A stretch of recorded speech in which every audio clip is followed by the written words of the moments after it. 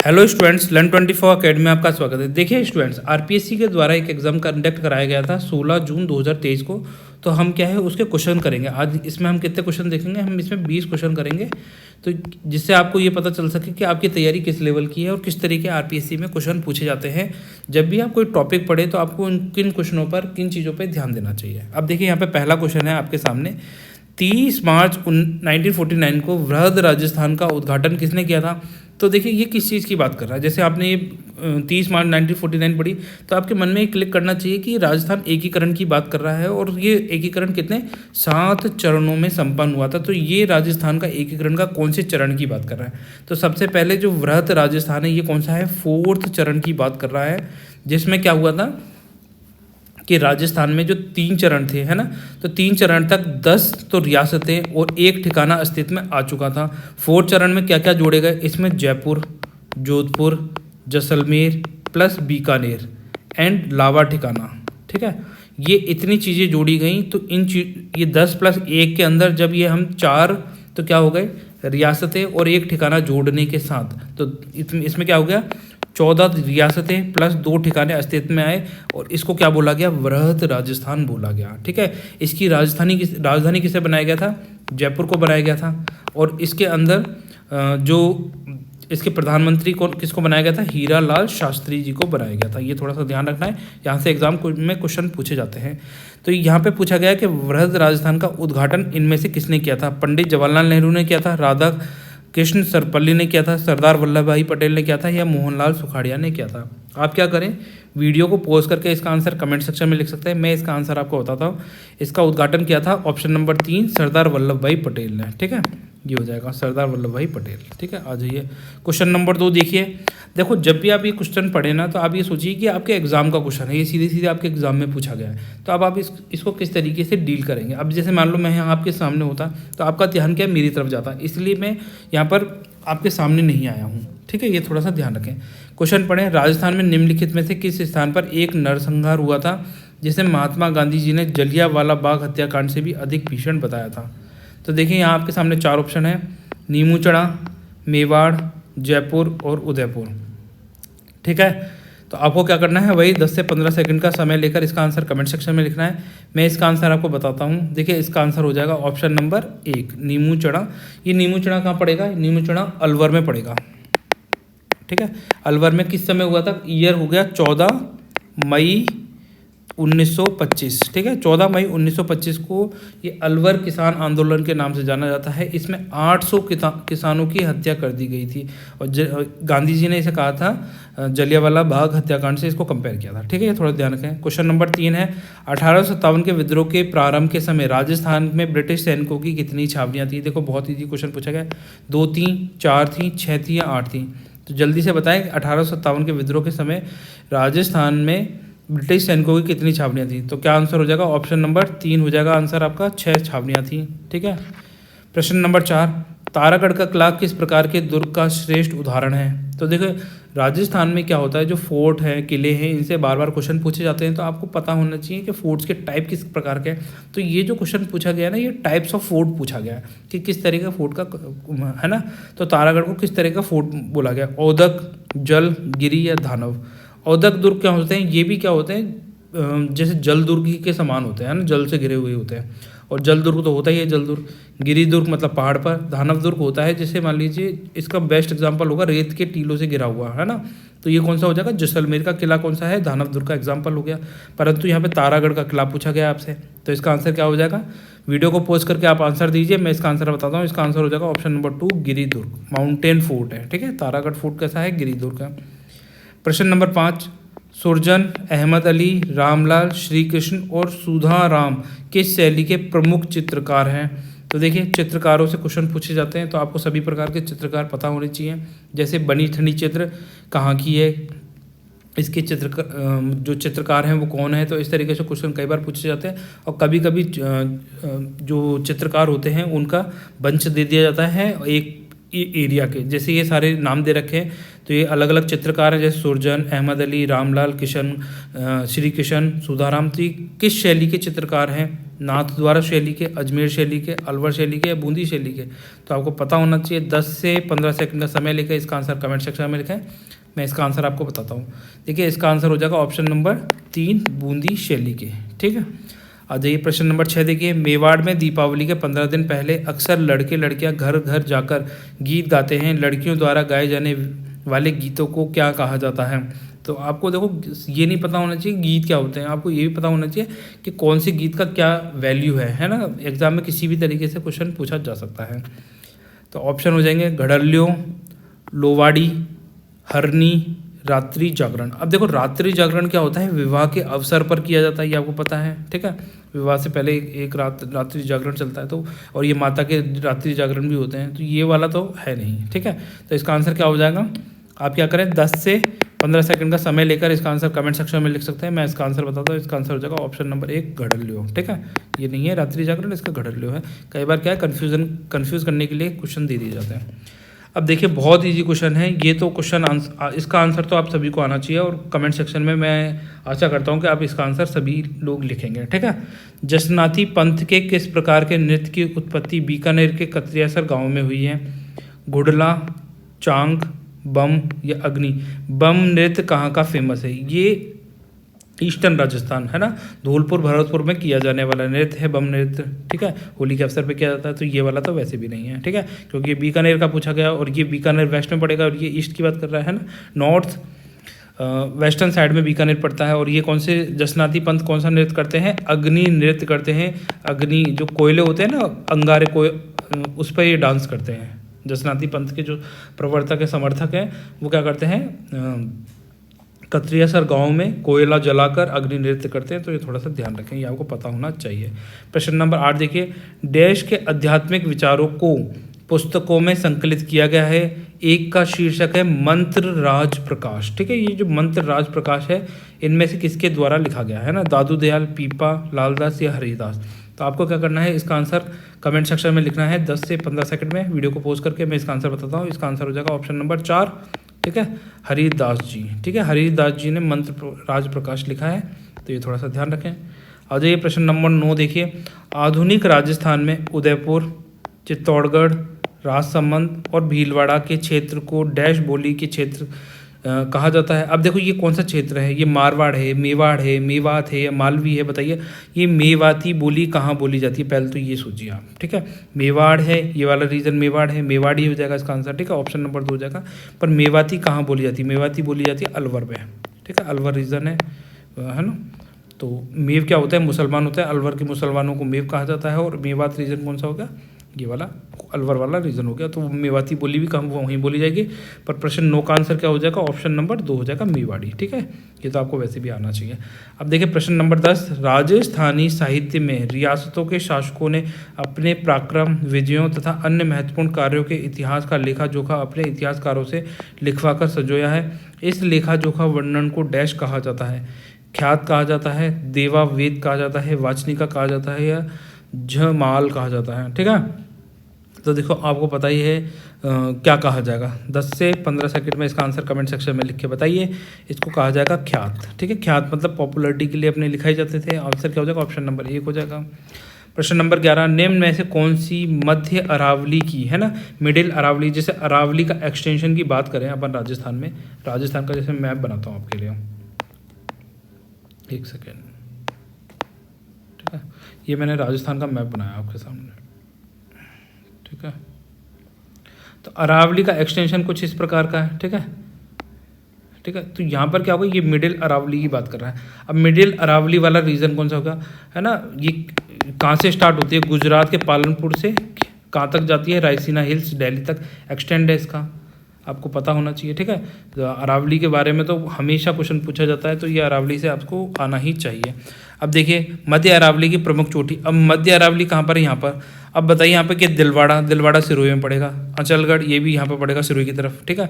रघुनाथगढ़ ये सीकर में पड़ेगा, सीकर यहाँ इस जगह पर है ना। और तारागढ़ कहाँ पड़ता है, तारागढ़ ये बिल्कुल बीच में अजमेर में ही पड़ता है। तो कौन सा हो जाएगा, तो इस तरीके से आप सोचेंगे आंसर तक पहुँचेंगे तो आपको आंसर मिल जाएगा। ऑप्शन नंबर क्या हो जाएगा, 1 हो जाएगा, तारागढ़ ही हो जाएगा। चोटी है जो अजमेर और जयपुर के बीच में फैली हुई है, तो कौन सी हो जाएगी, तारागढ़ हो जाएगी। प्रश्न नंबर 12 पे आ जाइए, ठीक है।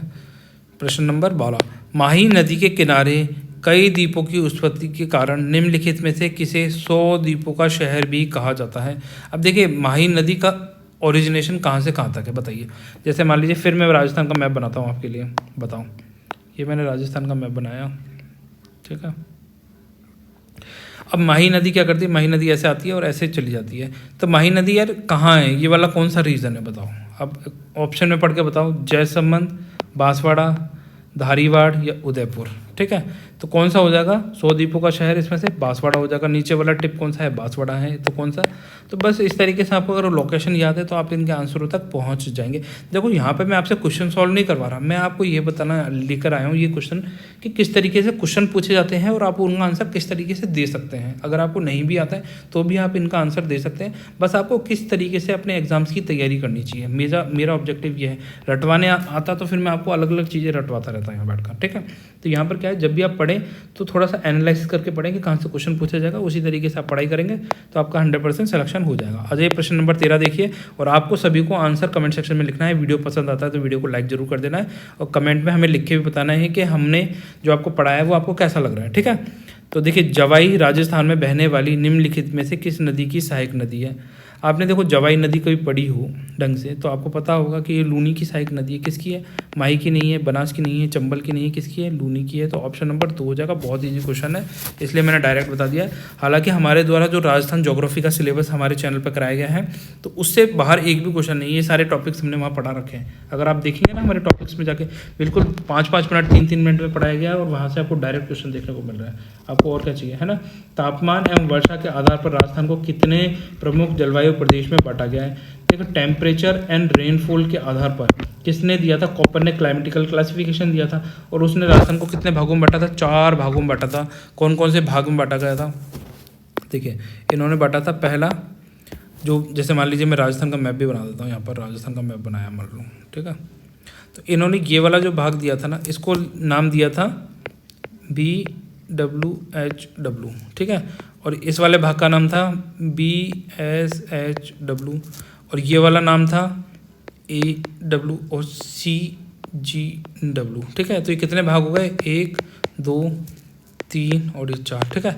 तो ये जो BWH था ये hot desert type of climate मिलता है, यहाँ पे स्टेपिश टाइप ऑफ क्लाइमेट मिलता है, ये ग्रास लैंड की बात करता है। और AW कौन सा हो जाएगा, ये ट्रॉपिकल रीजन की बात करता है। तो इस तरीके से जो कॉपर ने क्लाइमेटिकल क्लासिफिकेशन राजस्थान का कितना 4 भागों में दिया है, तो ऑप्शन कौन सा हो जाएगा, 4 हो जाएगा। तो ये इसे नाम याद होने चाहिए आपको, ठीक है। अजय प्रश्न नंबर 15 करते हैं, किस प्रकार के वन केवल माउंट आबू क्षेत्र में पाए जाते हैं। तो बताइए इनमें से कौन से मिलेंगे माउंट आबू में। उपोष्ण कटिबंधीय पर्वतीय वन, उष्ण कटिबंधीय शुष्क पर्णपाती वन, उष्ण कटिबंधीय कांटेदार वन, अल्पाइन वन, ठीक है। तो देखो यहाँ पर आप समझिए, ये जो अल्पाइन फॉरेस्ट होते हैं ना, ये जनरली 3500 से 4500 की हाइट पर मिलते हैं। अब बताओ राजस्थान में कोई माउंटेन की हाइट है क्या इतनी, ठीक है। मीटर 3500 मीटर में याद करिए मीटर, ठीक है। तो राजस्थान में जो हाईएस्ट है कितना 1722 मीटर मिलती है, जो अरावली की हाइट है ना, ये गुरु शिखर की हाइट जो बोलते हैं 1722 से लेकर 1727 बोल सकते हैं आप, ठीक है। तो अल्पाइन वेस्ट वन फॉरेस्ट कहाँ मिलेंगे, ये हिमालयाज में मिलेंगे, ठीक है। तो ये हमारे राजस्थान में नहीं मिलते। अब आपके सामने 3 ऑप्शन हो गए। ट्रॉपिकल थॉर्न फॉरेस्ट, थॉर्न क्या होते हैं, जैसे मान लीजिए आपने कांटेदार झाड़ियाँ देखी होंगी, है ना, इस तरीके से मोटा तना सा होता है, उसमें हल्के हल्के कांटे लगे रहते हैं, ठीक है। ये तो जो कैक्टस का प्लांट होता है ये उसकी बात कर रहा है, डेजर्ट रीजन में मिलता है, तो ये वाला ऑप्शन आपका कट जाएगा। अब आपके पास बचेंगे 2 ऑप्शन, तो देखो 50-50 तक आप पहुंच गए। तो इस तरीके से क्या आप आंसर को ट्रैक करेंगे तो आप आंसर तक पहुंच जाएंगे, ठीक है। अब ट्रॉपिकल ड्राई डेसिडियस फॉरेस्ट की बात कर रहा है, और ये पर्णपाती का मतलब होता है ऐसे फॉरेस्ट जो मतलब जो अपने पत्ते झड़ा देते हैं। जब आप उस जंगल को देखेंगे तो एक समय ऐसा आएगा जब आपको सारे जंगलों मतलब पेड़ों के आपको पत्ते झड़े हुए दिखाई देंगे, ठीक है। परंतु क्या होगा, ये जो अपना माउंट आबू वाला क्षेत्र है, यहाँ पे क्या है, बहुत अच्छी रेनफॉल होती है। कभी भी जाएंगे तो यहाँ पे सदाबहार वन मिलेंगे, एवरग्रीन फॉरेस्ट मिलेंगे। और एवरग्रीन फॉरेस्ट के लिए कौन सा हो जाता है, सब ट्रॉपिकल माउंटेन फॉरेस्ट। तो ऑप्शन क्या हो जाएगा, 1 हो जाएगा इसका आंसर, ठीक है। आपको देखो रटना नहीं है, चीज़ों को समझना है, चीज़ें समझ गए तो आप आंसर तक पहुँच जाएंगे। अब देखिए प्रश्न नंबर 16, काली मिट्टी राजस्थान के निम्नलिखित में से किस जिले में पाई जाती है। अब देखिए मिट्टियों के प्रकार हैं। काली मिट्टी किधर मिलती है, जहाँ जहाँ चंबल बहेगी वहाँ वहाँ, ठीक है, चंबल नदी जहाँ जहाँ बहती है वहाँ वहाँ आपको काली मिट्टी मिलती है। अब देखिए यहाँ पर चंबल कहाँ बहती है, क्या चूरू में बहती है, क्या सिरोही में बहती है, क्या दौसा में बहती है, क्या बारां में बहती है, बताइए। चंबल के आसपास वाला रीजन आपको क्या मिल जाएगी, काली मिट्टी मिल जाएगी। और किस लिए फेमस होती है, कॉटन के कल्टीवेशन के लिए सबसे ज़्यादा फेमस होती है। चूरू में नहीं मिलेगी, सिरोही में नहीं मिलेगी, दौसा में नहीं मिलेगी, तो कहाँ मिलेगी, बारां में। ऑप्शन नंबर 3 हो जाएगा, ठीक है। आप रटने की कोशिश ना करें, आप समझने की कोशिश करें। अब देखिए प्रश्न नंबर 17, निम्नलिखित में से कौन सी एप्लीकेशन राजस्थान राज्य वायु है ना, राजस्थान राज्य प्रदूषण नियंत्रण बोर्ड द्वारा एक पहल है जो वास्तविक समय के आधार पर जयपुर, जोधपुर और उदयपुर शहरों के वायु गुणवत्ता है ना सूचकांक एयर क्वालिटी इंडेक्स के बारे में जानकारी प्रदान करता है। तो राज्य पर्यावरण, राजदृष्टि, राजवायु। तो ऑप्शन कौन सा हो जाएगा, ऑप्शन नंबर 2 हो जाएगा, राजवायु, ठीक है। आ जाऊँ प्रश्न नंबर 18, राजस्थान सरकार ने राज्य में उपजाऊ भूमि के मरुस्थलीकरण को रोककर उलटकर मिट्टी को बचाने के लिए किसके साथ समझौता ज्ञापन पर हस्ताक्षर किए हैं। तो Patanjali research foundation, Isha foundation, Shri लाइक ग्लोबल फाउंडेशन और रिलायंस फाउंडेशन। देखिए अगर आपको कभी इस तरह का क्वेश्चन आ जाए, ठीक है, और यहाँ पे किस तरह की बात कर रहा है, ये बात कर रहा है एनवायरनमेंट प्रोटेक्शन की, कि राजस्थान में जो मरुस्थलीकरण है उसको रोककर उलटकर मिट्टी को बचाना है। तो इस तरह के क्या है, यंगस्टर्स ज़्यादा करते हैं इस तरह के काम, है ना। कोई मतलब पुरानी ऑर्गेनाइजेशन से ज़्यादा कोई नई ऑर्गेनाइजेशन आएगी, है ना, कोई नए CEO होंगे किसी के, तो वो मतलब एनवायरनमेंट की तरफ ज़्यादा ध्यान देते हैं। तो अब यहाँ देखिए पतंजलि, ईसा फाउंडेशन, ये ईसा फाउंडेशन किसकी है, रिलायंस जो मुकेश अंबानी है उनकी बेटी है ईशा, तो उनका फाउंडेशन है। तो इसका आंसर क्या है, ईशा फाउंडेशन, ठीक है। Option number 2। वैसे तो आपको पता होनी चाहिए, नहीं भी हो तो थोड़ा सा आप एनालाइज करके ही आंसर तक पहुंच सकते हैं। अब देखिए प्रश्न नंबर 19, राजस्थान राज्य गंगानगर शुगर मिल्स को शुरू में वर्ष 1945 में निजी क्षेत्र में डैश के रूप में स्थापित किया गया था। तो बताइए किसकी, 1945 से लेकर 1955 तक, ठीक है, क्षेत्र में स्थापित किया गया था। कौन सा हो जाएगा आंसर इसका, Mewar sugar mills limited Chittorgarh, Maharashtra Shri Umed mills limited Pali, Keshwar Patan सहकारी चीनी कारखाना बूंदी, या बीकानेर औद्योगिक निगम लिमिटेड बीकानेर। तो इसका आंसर क्या हो जाएगा, आपको क्या करना है, वीडियो को पोस्ट करके इसका आंसर कमेंट सेक्शन में लिखें, मैं आपको बताता हूँ। इसका आंसर हो जाएगा ऑप्शन नंबर 4, ठीक है, ये आंसर हो जाएगा बीकानेर औद्योगिक निगम लिमिटेड बीकानेर। अब देखिए यहाँ पर आप नाम भी पढ़ें कि श्री राज्य गंगानगर शुगर मिल्स लिमिटेड की बात कर रहा है, तो गंगानगर के आसपास का कौन सा है इसमें, क्या मेवाड़ का शुगर मिल होगा, महाराजा श्री उमेद मिल्स लिमिटेड हो सकता है जो पाली का है ना, और ये कहाँ चित्तौड़गढ़ की हो गई, और ये बूंदी की हो गई। तो भाई ये इनका आसपास में भी नहीं है गंगानगर के आसपास कौन सा होगा, Bikaner industrial corporation limited Bikaner. अगर इस तरीके से इस ट्रिक से भी करते तो आपका आंसर सही हो जाता, ठीक है। हालांकि इस ट्रिक सब जगह काम नहीं करती है, पर 70 to 80% काम कर भी जाती है। अब देखिए 20वां क्वेश्चन देखिए, राजस्थान में स्थापित रीको कब हुई थी, 1 जनवरी 1980 में रीको की स्थापना हुई थी। रीको राजस्थान राज्य औद्योगिक विकास एवं निवेश निगम लिमिटेड पार्कों में से कौन सा क्षेत्रफल में सबसे छोटा है। तो इसका आंसर क्या करना है आपको, ये होमवर्क हो गया, ठीक है, इजी सा है, इसको थोड़ा डिटेल में ढूंढिए और इसका आंसर कमेंट सेक्शन में लिखिए। तो ये 20 क्वेश्चन हम कर रहे थे, एक क्वेश्चन आपको होमवर्क दे दिया, तो एक क्वेश्चन एक्स्ट्रा मैं आपको बता देता हूँ, ये वाला 21वां, ग्रामीण और शहरी क्षेत्रों के लिए PLFS रिपोर्ट 2021 के अनुसार सभी आयु वर्ग, ठीक है, यहाँ पे क्या पूछा गया है, ऑल एज ग्रुप के लिए पूछ रहा है, प्रत्येक राज्य केंद्र शासित प्रदेशों के लिए सामान्य स्थिति PS और SS के अनुसार राजस्थान राज्य में बेरोजगारी की दर प्रतिशत में क्या है। तो इसका आंसर हो जाएगा 4.8%, ऑप्शन नंबर 2, ठीक है। ये क्वेश्चन आपने पढ़ा भी नहीं होगा, पर ये रिपोर्ट है ना, मिनिस्ट्री मतलब गवर्नमेंट ऑफ इंडिया मिनिस्ट्री की रिपोर्ट है, तो इसके अंदर ये पूछा गया था, ठीक है। तो ये थोड़ा सा ध्यान रखें। एम्प्लॉयमेंट रेट कितनी हो जाएगी, 4.8% है इसका आंसर, ऑप्शन नंबर 2 हो जाएगा। हालांकि इतना डेप्थ में जाके कोई पढ़ाता नहीं है किसी भी इंस्टीट्यूट में, तो आई थिंक इस क्वेश्चन का आंसर सभी ने नहीं किया होगा, ठीक है। तो बाकी के क्वेश्चन नंबर 22 से हम नेक्स्ट लेक्चर में देखते हैं। क्वेश्चन नंबर 20 आपको क्या दिया है, ये होमवर्क में दिया है, तो इस तरीके से आपको क्वेश्चन करना है। अगर आप वीडियो पसंद होता है तो वीडियो को लाइक एंड शेयर कर दीजिए, चैनल को सब्सक्राइब कर लीजिए। आपकी कोई क्वेरीज है, कोई सजेशन है तो उसके बारे में आप कमेंट सेक्शन में लिखें। तो फिर स्टूडेंट मिलते हैं नेक्स्ट लेक्चर में, तब तक के लिए बाय। आप सब लोग खुश रहिए, अपना ध्यान रखिए।